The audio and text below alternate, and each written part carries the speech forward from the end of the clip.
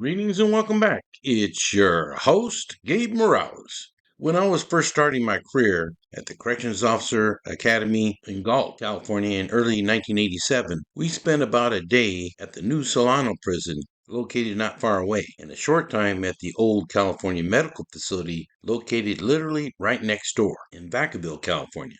These institutions are located approximately 37 miles southwest of Sacramento and 65 miles northeast of San Francisco. Man, I heard some wild prison stories before that time, and of course saw some prison flicks that often exaggerate the experience inside the walls. But to see some real wild scenes unfold right before my eyes was mind-blowing. First, at Solano, the alarm sounded. I looked all around and noticed there was a violent disturbance between dozens of Hispanic offenders that I found out later were norteños and sureños. Gunshots went off, and veteran officers told us to stand back as we observed them take back control of the situation. We also viewed a guy who had attempted to escape, made it all the way to the top of the external fence, but was caught up in the concertina wire when he was shot by the tower gunner. I believe that is at least a 40-foot drop, and I'm pretty sure he broke his back because he was screaming in pain from the bullet and from the fall as the prison cops rushed him to the infirmary on a medical gurney. Dude probably wished he was dead. On the old side, we are informed a guy successfully hung himself. The guards told us this kind of stuff happens all the time here. None of it really scared me as much as it opened my eyes to the actual craziness that would often happen during my next 6 years working at New Folsom after academy graduation. The California Medical Facility was established in 1955 to provide a centrally located facility to meet medical, psychiatric, and dental needs of convicted male felons. Facilities included Level 1, Level 2, Level 3, and Level 4 housing, and patients who required 24-hour nursing care are housed in a licensed medical correctional treatment center. CMF also operates a 400-bed inpatient psychiatric ward, and 50 of those beds are for mental health crisis patients. Like I said, the situation for the dude who tried to escape ended up badly, but some over the years have succeeded, even if only for a short while. The award for the most cunning escape from CMF probably goes to David Wayne Anderson. Back in 1997, Anderson was serving time at CMF for a second-degree murder and was housed in the prison's AIDS treatment unit when he put a dummy in a bed and sawed through the bars of his third-story prison cell, lowered himself to the ground using bed sheets tied together, and snuck past a watchtower. Understand he then cut through the prison's wire perimeter fence with wire cutters that he had obtained. Anderson then abducted a delivery driver from Dixon, California, near the University of California at Davis, forcing the hostage to drive him to San Francisco. Anderson left his captive bound with duct tape in a hotel room, then headed south.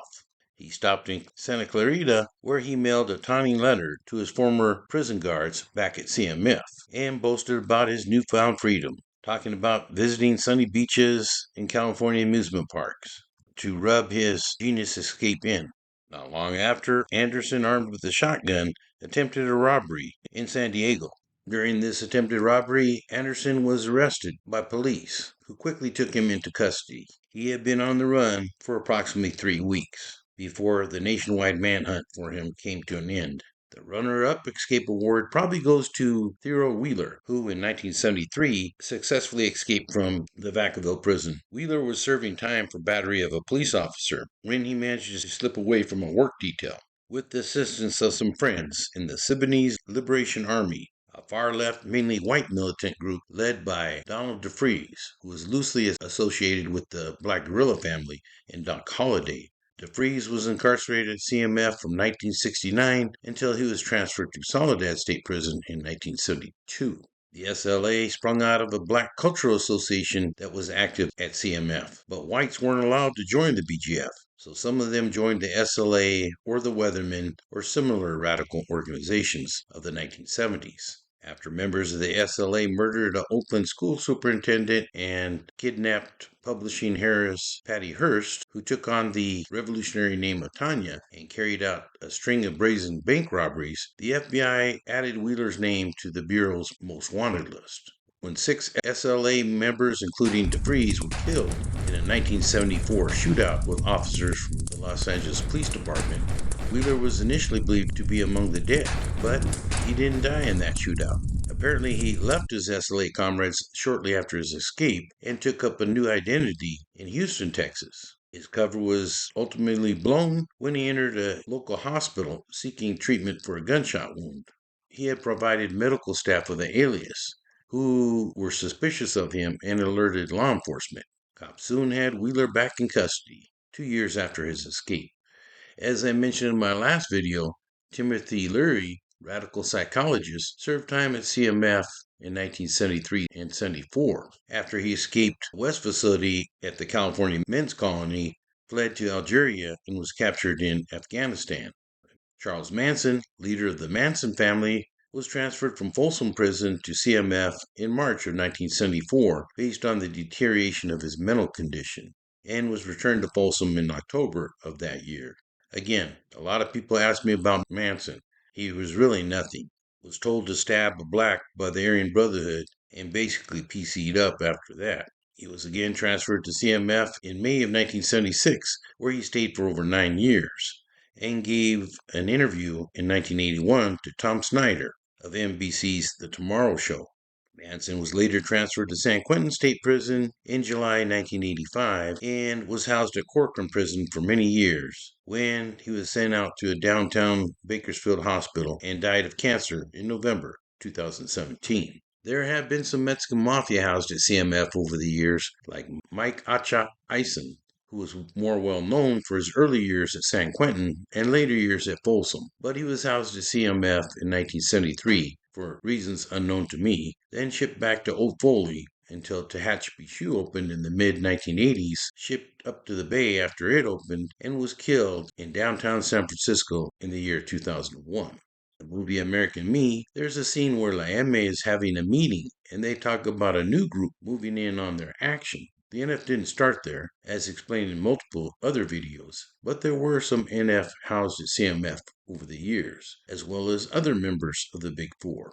Back then, CMF was often used as a reception center for inmates from all over Northern California.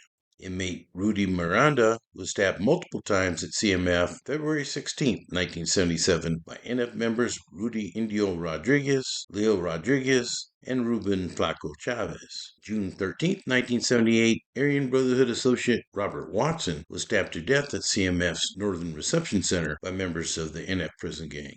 Former Sol NF Nuestra General Robert Babo Sosa, who was part of a major RICO trial, as discussed in several previous episodes, then bounced around after his conviction, including a short stint at New Folsom A Yard, which was protective custody in the early 90s. It still kind of trips me out because a major NF expert with the California Gang Task Force once mocked me very harshly about the claim that I spoke to Babo there. But here's a photo provided by Fig himself, and his placement there was backed up with my discussions by former Warden Robert Borg, rest in peace, and former Folsom Gang Sergeant and later Lieutenant Donna de la Garza, who I remain friends with to this very day. But it's kind of weird to me that people who know so much sometimes think that they know everything. I know I don't. Baba was soon sent to CMF, where he died of cancer not too long after that.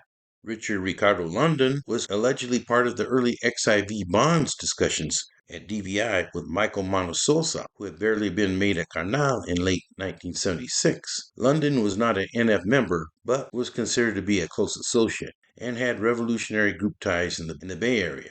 I'd imagine he had to be very careful because Danilo Bebe Melendez of Los Siete fame was killed at DVI by the NF in April 1978 for trying to start a new shoot-off of the prison gang called Nuestra Cosa Latina.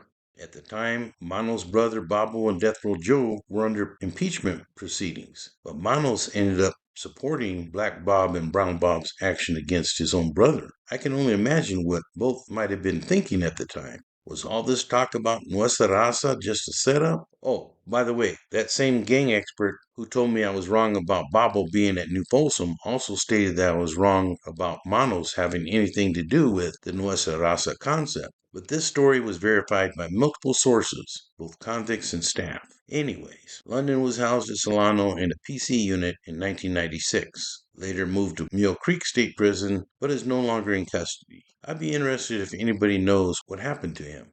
If still alive, he'd be 75 years old. Johnny Spain, member of the San Quentin Six, who I covered in depth in some of my BGF videos, was housed at Solano for a while, but paroled in 1988 after serving a total of 21 years. Cody Monster Scott, aka Sanika Shakur, notorious 8-train gangster crip, was interviewed at Solano, paroled but was found dead in an Oceanside homeless camp in the year 2021. Besides the riot I observed at Solano in early 1987, there have been many disturbances there. In September 2006, 4 inmates were hospitalized in an incident. In 2015, nearly 15 hours after a riot, guards found a missing inmate sawed nearly in half, with his abdominal organs and most of his chest organs removed.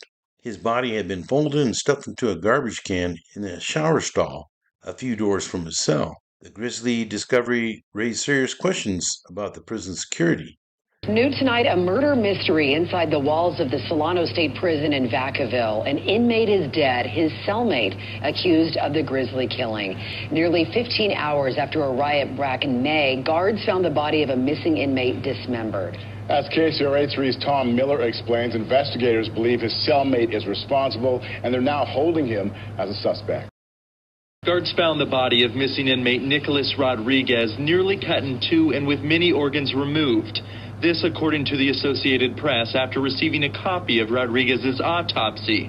The riot happened the morning of May 4th here at California State Prison-Solano in Vacaville. 2 inmates started fighting, and it escalated into a riot that eventually involved about 58 inmates. The riot was quelled. Our correctional peace officers used pepper spray and other less than lethal force options to stop these fights. Several inmates and a guard were taken to the hospital. In a search of the area, guards found an unspecified weapon, but later that afternoon discovered Rodriguez was missing. Later that night, they found the body of inmate Nicholas Rodriguez.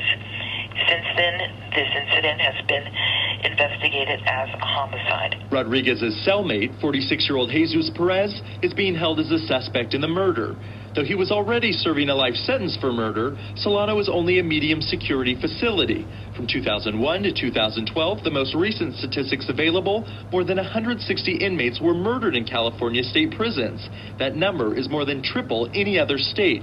According to the autopsy report, Rodriguez had alcohol in his system and was killed by blows to the head, dead before he was cut open. There are still many questions that need answering. What kind of weapon was involved and where did it come from? How did such a gruesome killing happen at a facility with security and surveillance video? And why did it take so long to find Rodriguez's body?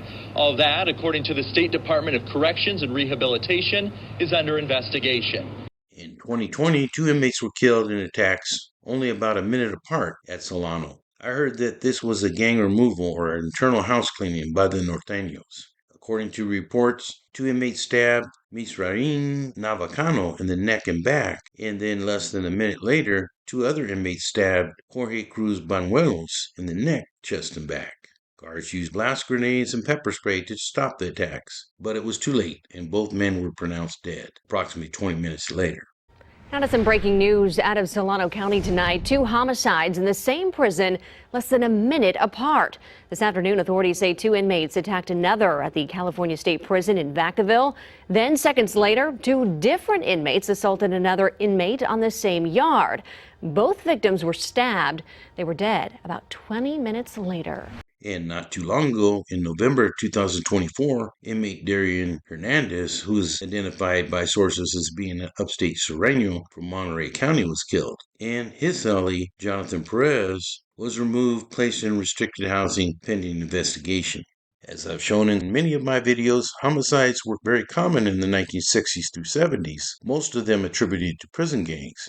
But then homicides dropped in the 1980s through 90s with the advent of better prison designs, tighter security, better training, and closer supervision.